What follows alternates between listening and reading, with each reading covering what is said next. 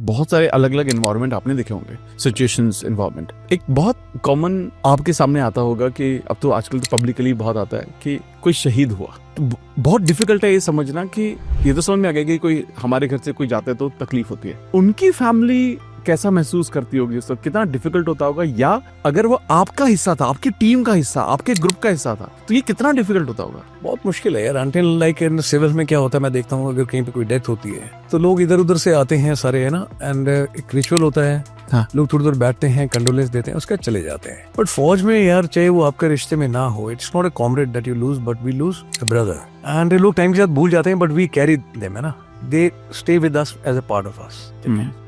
Officer mess में हो, कहीं पे भी हो, एवरीवेयर यू गो ना, दे बिकम अपना source of inspiration for everyone. Youngster भी आता है तो उसको बताया जाता है ये कौन है, किस ऑपरेशन में हुआ था, कैसे हुआ था, है ना। At least we keep them alive in our memories.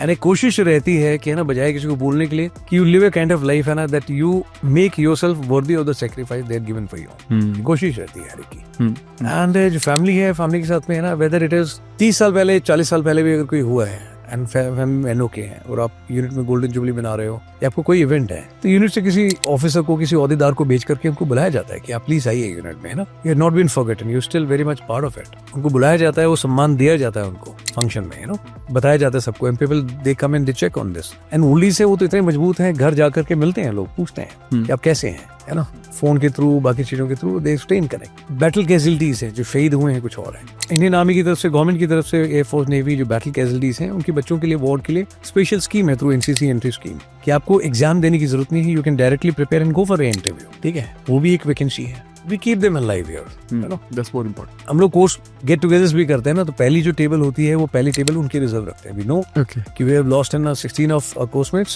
so पहली टेबल उनकी रिजर्व होती है, उनके नाम वहाँ पे रखे होते हैं, उनके ड्रिंक के ग्लासेस वहाँ पे रखे होते हैं। फैमिलीज, बच्चे हैं, we extend invitation to them कि उनका अरेंजमेंट्स वगैरह कि भैया आपने आना है यहाँ पे।